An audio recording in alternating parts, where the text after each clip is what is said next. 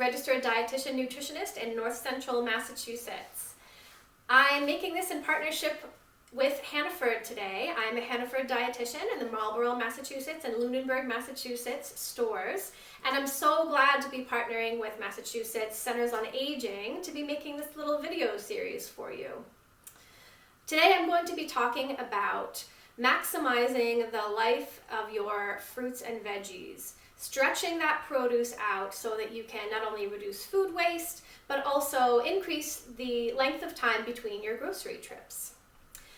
I've got a selection of fruits and veggies from my kitchen right in front of me. These are just things that I had at home that I shopped for my family. So your selections might look a little bit different depending on your tastes, your nutritional needs, and your cooking traditions. These are just meant as examples. I'll be giving plenty more examples throughout the talk today. I want to talk about selection and storage and give a couple of ideas on how you might use these things. So over on this side of my counter, I have a selection of produce that tends to have more tender flesh that will tend to perish more readily than some other produce. So I have in my selection here some fresh strawberries. I've got some little tender herbs here. This is cilantro, and I also have some basil here. Other things in this category would be more tender greens like your red and green leaf lettuces. These are plants that just have a less integral cell structure and they tend to be more vulnerable to moisture and perish more easily.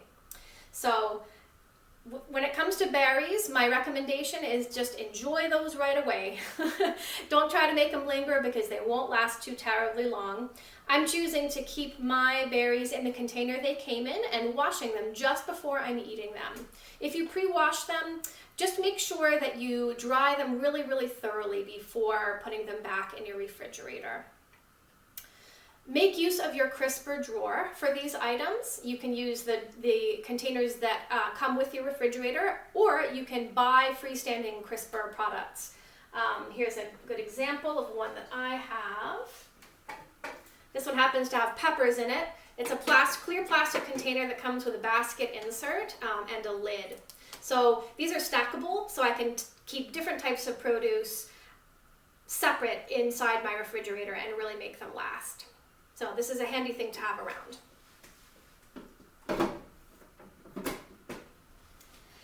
I also want to mention that among the first produce items that you use in your meal planning should be not only your tender fruits and veggies, also anything that you have around that you need to use up from your previous shopping trip. I'll give you an example. So a couple of nights ago, I had just received my grocery order. I ordered some beautiful fresh fish. I think it was steelhead trout. And I had leftover cooked potatoes, a quarter of an onion, a little bit of red pepper, and I had some green beans, some raw green beans that I knew were not going to last much longer. Green beans can get spotty, they can dry out and get that really hollow, woody quality that's just not very nice. So I wanted to use those up. I put my veggies in my saute pan and just sauteed them up with a little bit of olive oil. It was delicious. For the fish, my favorite way to prepare fish, especially fish that tends to dry out in the oven if it's a lower fat fish, is to put a thin layer of mayonnaise and then sprinkle with a spice blend of your choice. So I used, this is my favorite mayonnaise. It is Hellmann's olive oil. Oh, excuse me. I love the olive oil mayonnaise. This is actually the avocado oil mayonnaise. Both the olive oil and the avocado oil mayonnaise are really great options because they're especially rich in those monounsaturated fats that are so good for supporting our healthy cholesterol. And then the spice blend that I used was a McCormick Perfect Pinch. This happened to be a steak seasoning blend, but it was great in this application. Perfect Pinches are really nice. They are delicious blends, and they come with either options that are salt-free or with salt together in the seasoning blend. So you can really customize what you're cooking to your nutritional needs when it comes to your sodium. So moving on to our middle category, these are fruits and veggies with a little bit more structural integrity. They just tend to last a little longer and they're less vulnerable to moisture and spoilage. So in this category, I would put broccoli, I would put peppers, tomatoes, this is a cucumber. Summer squash is probably in the middle category, although it maybe is a little more toward this end of the spectrum. And I've got grapes. Grapes tend to last a fair amount of time in the fridge, but you want to use them before they lose their turgor. So it's the same storage idea applies. Use crisper drawers when possible. If you have an item that does come in its own container, like a bagged salad or the tomatoes that I have here, go ahead and leave those in the bags that they come in. There's a company called Fresh Express that makes some really nice products, all kinds of different greens and some really nice salad blends. They come in bags that are relatively small, so they're great for households with 1 or 2 people. I would just leave those in the bag and they will be ready to use when you are. So moving into our third category over here, these are our real heroes of the day because they help ensure that we have some really nice fruits and veggies 2 weeks out from our first shopping trip. So I've got a nice big bag of carrots here. Carrots are really versatile. They seem to last forever. Again, I'm keeping them in the bag. I'll wash them as I use them. I have some cauliflower. Cauliflower, in my experience, tends to last a little bit longer than broccoli. They both have different applications and different benefits, of course. We've got our onions and our potatoes. I should say onions and potatoes over here. Sweet potatoes, white potatoes, patatas, all going to be kind of in this same category. Both need to be stored in cool, dry places, and they should be stored separately. And that's because they both release moisture, and that can really increase the rate of spoilage for both of these things. I like to store my onions and my potatoes in separate, zippered up, insulated shopping bags in my pantry. It keeps the light out, it keeps them relatively cool, and it keeps them separate. It's a pretty easy solution. As far as potato spoilage is concerned, what you want to watch out for is a green color on the surface of the potato. If the eyes start to sprout, that's really not a problem. You can take a paring knife and just take those out as long as the skin isn't discolored. If you're seeing a green tinge on the skin, that is an indication that the potato's been exposed to light. That is actually chlorophyll developing, the same chlorophyll that is in our green fruits and veggies and in any kind of green plant that you see outside.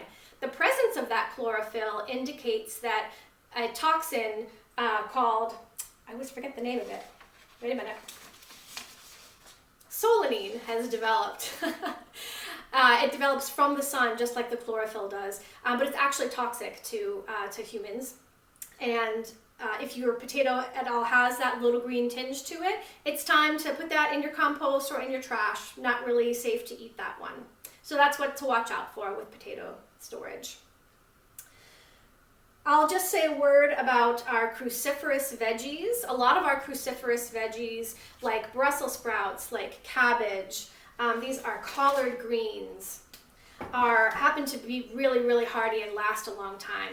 They are real nutritional powerhouses as well. They contain sulfur-containing compounds that are really, really healthy for all of our body's cells. They're tasty, they're easy to cook, and they last a long time, so they're great ones to have around.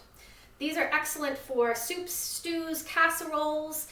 Those are the kinds of dishes you might turn to when you're getting into this end of the spectrum here. Finally, just a couple of fruits that I wanted to talk about that I like to have on hand. Apples store really, really well in the fridge.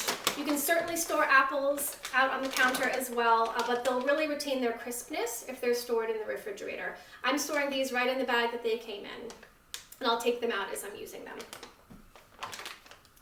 Other types of fruits like pears and many other kinds tend to ripen when left out on the counter. They're called climacteric fruits. So these pears are quite hard right now. If I were to leave them out, they would soften up.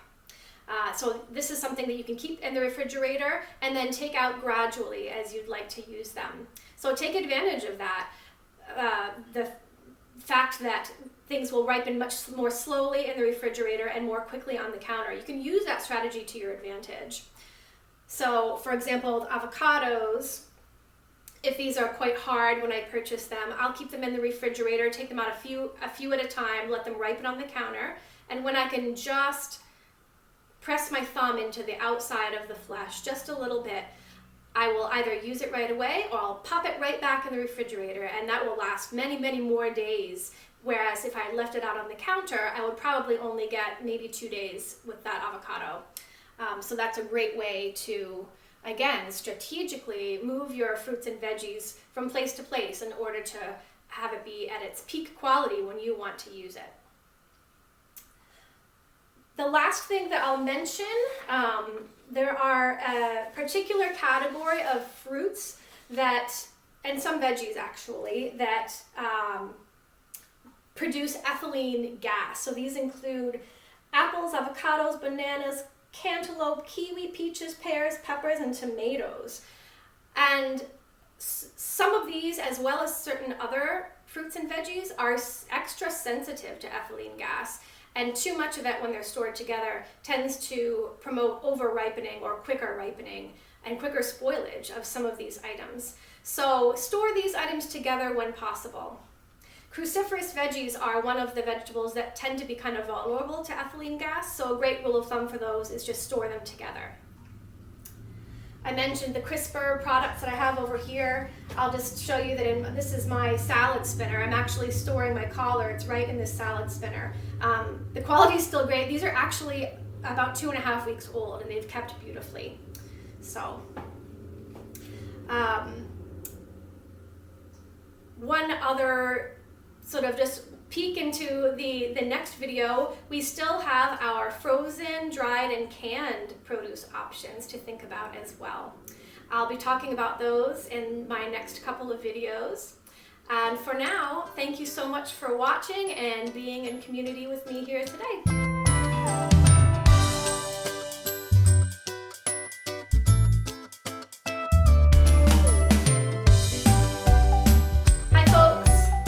Minna Scholten, registered dietitian nutritionist in North Central Massachusetts. I am here in partnership with Hannaford. I am a Hannaford dietitian in the Lunenburg, Massachusetts and Marlborough, Massachusetts stores. And I'm really happy to be connecting through some centers on aging to bring you this little video series. I'm doing a little series on making the most of your produce in order to maximize the life and use of your produce over a longer time. Not only does this help us decrease food waste, it also helps us stretch the time between our grocery trips. So whether you're going to the store yourself, or whether you are utilizing a friend to do your shopping, or you are utilizing a curbside pickup service like Hannaford To Go, thinking strategically about incorporating certain categories of produce will help you ensure that you have those good nutrient-rich fruits and veggie options even 2 weeks out from your last grocery trip. So today I'm going to focus on canned items. These are real hero products in my opinion.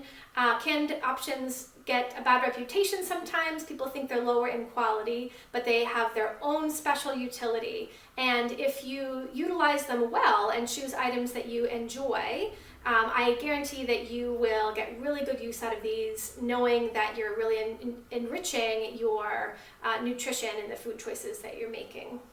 So I'll just go down the line here. These are just some items I pulled out from my pantry that I use regularly. And then I will go ahead and give you a couple suggestions for different ways to use canned fruits and veggies that just happen to be some of my favorites you might find interesting or useful in your own kitchens at home. So first of all, down here I have, these are canned beans. These happen to be pinto beans. These are pretty versatile. They're great in soups, great in all kinds of Tex-Mex kind of dishes. You can make them into dips. I use beans a lot and in a lot of different applications. One of my favorite things is to combine different types of canned beans together with little odds and ends of my fresh produce to create a little bean salad with simple vinaigrette dressing, and that's a really lovely lunch or side dish. This is a canned lentil soup. Again, excellent idea to have something like this on hand for a really, really easy meal to grab. This one is canned carrots. In my opinion, canned carrots are one of the best canned veggies straight out of the can. I would actually enjoy these just warmed through as is. Carrots tend to retain their sweetness, and their soft texture is kind of what you're going for when you're cooking a carrot for the most part anyway. So these you could actually use as is, or feel free to throw them into any kind of casserole dish as well. Canned mushrooms are great. These are really a great way to add moisture, a little bit of fiber, and even a little bit of protein to your dishes. I always have some kind of canned tomato product around. This one is a crushed tomato. I sometimes have chopped as well. A lot of different uses for these. Simmer sauces for meats, easy pasta sauce, a base for a soup. You can do all kinds of things with canned tomatoes. They're really, really high in lycopene. Cooked tomatoes are actually even more nutritious than raw tomatoes because the cooking process, and therefore the canned tomatoes falling into that category, actually increases the lycopene that is in the tomato product. This is canned beets. I'll be honest with you folks, I enjoy beets and I hate roasting them. I don't like steaming them, I don't like roasting them.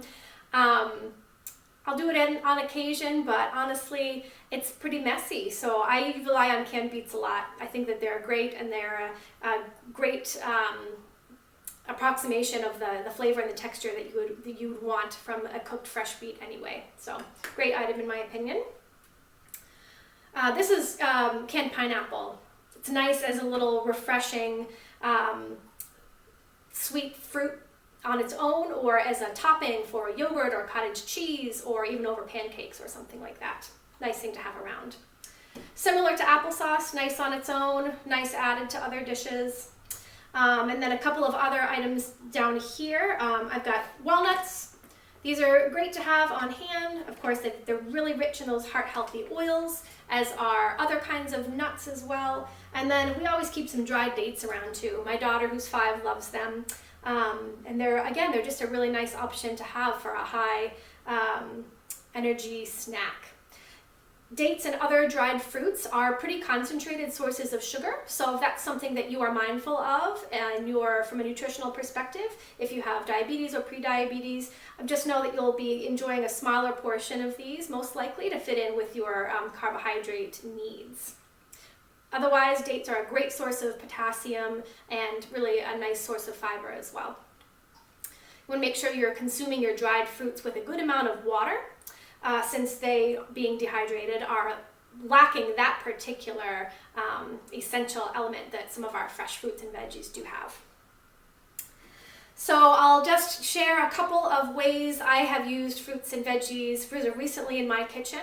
See if any of them resonate and sound like good ideas to you. Adding canned mixed vegetables to a whole grain to make a pilaf. You can use brown rice, whether it's made on your stove or whether it's a frozen brown rice, or Nature's Promise makes some excellent little microwavable bags of rice and other grains. Utilizing that as a base and adding a can of mixed veggies is a great way to increase the flavor and nutrition and make it really tasty. You could even put some nuts in there as well. I think that would be delicious. You can throw canned mixed veggies into a jar of tomato sauce or a can of crushed tomatoes like that for an easy pasta dinner. Again, just another way to boost nutrition and get a little texture and a little color variety in there. You can combine canned soups, like this lentil soup, for example, with other canned veggies, not only to increase the volume of the food that you're making, to either make it last a little longer or feeding more people, and to also just get a little bit more nutritional variety in there. So great use of those as well. My favorite use of canned mushrooms is to chop them up relatively finely and then mix them with ground meats. This is great for burgers. It's really excellent with ground turkey if you're making meatloaf or little meatloaf patties that you can then cook in a skillet on the stovetop. The mushrooms add a really nice flavor, that umami, savory quality that is so delicious, and they really help make a really moist burger. So especially if you're using a very lean meat, it's a really wonderful addition. I actually do it almost every time I make a burger, purely for the fact that it adds so much moisture and juiciness. Love that. And I think, the last one I think I already mentioned, I add them to my meatloaf as well. So you can use mushrooms, again, any kind of chopped, mixed, canned veggies added to meatloaf as you're mixing it in, and baking that in the oven is a really nice addition to your dish as well. So I hope this gave you some good inspiration. When you're using your canned veggies, if sodium is a concern for you, you can always rinse them for about 30 seconds under water. I think a lot of you are familiar with that little tip and trick. It reduces the sodium about 40% or so, if that is a nutrient of concern for you. And my main message today is don't be scared of using canned things. They can really be handy in the kitchen, really, really affordable, and most importantly, they can really increase the enjoyment of your meals and the nutrition content of the things that you have at home every day. I thank you so much for being in community with me. If you'd like to find out more about the Hannaford Dietitian Program, you can visit www.hannaford.com/dietitians, and you can scroll to your location. You're also welcome to email me at minna.scholten, that's MINNA SCHOLTEN @hannaford.com. Thank you so much, and I will see you next time.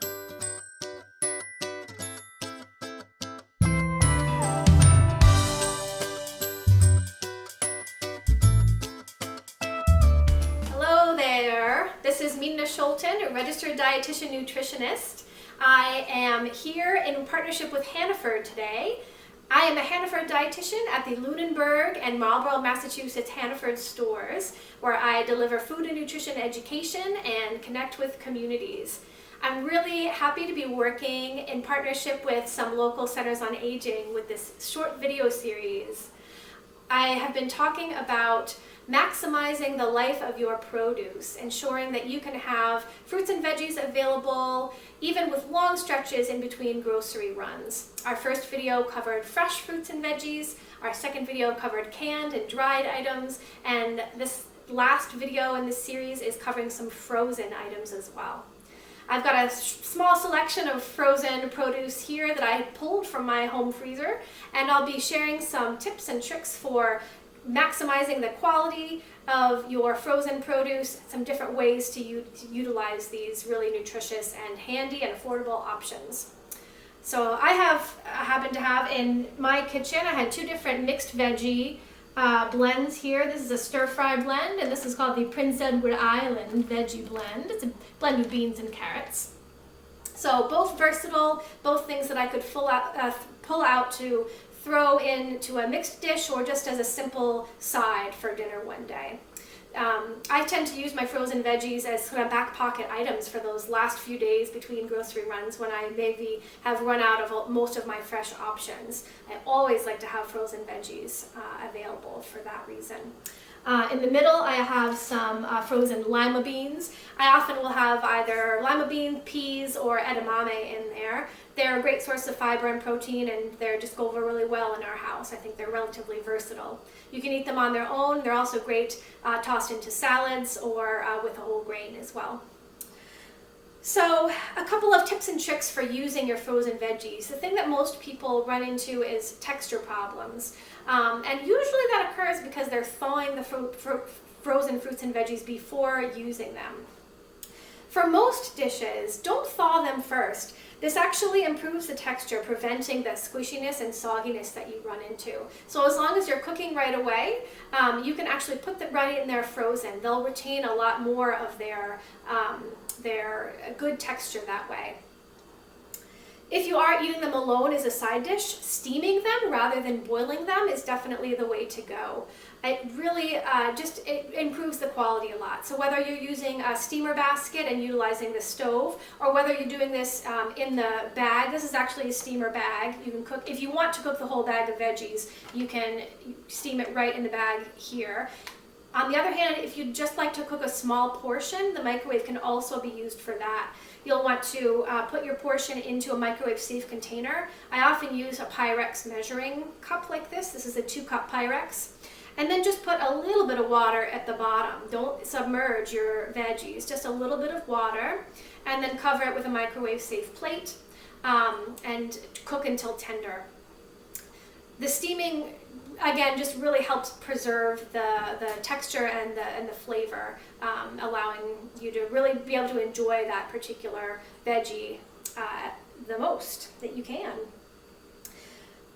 Roasting. So you can actually roast frozen veggies, and the key is doing it from frozen. It's important to cook at a high heat to prevent the veggies from steaming, because what we're really going for is that sort of caramelized roasty flavor that's so great with roasted veggies.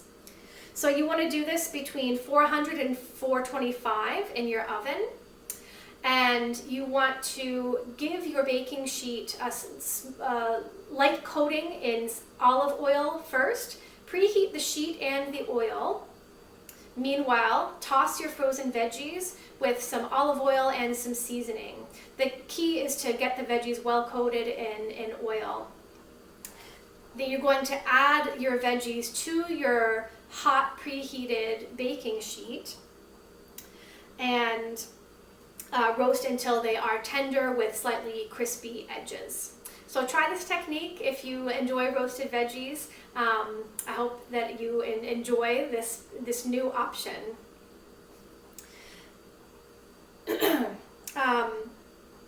Utilizing the natural tendency of veggies, frozen veggies that are a little bit softer is also another strategy. So any dish that naturally benefits from moisture, like soups and casseroles, are a great way to use these. So playing to their strengths, right? Instead of their what's sometimes perceived as a barrier to enjoyment of frozen veggies. You know, there are certain veggies, lima beans, corn, and peas among them, that frankly are just a lot better tasting frozen than fresh. In-season sweet corn is wonderful. Out of season, I think frozen is a lot tastier. So, you know, certain frozen veggies are always go-tos for me.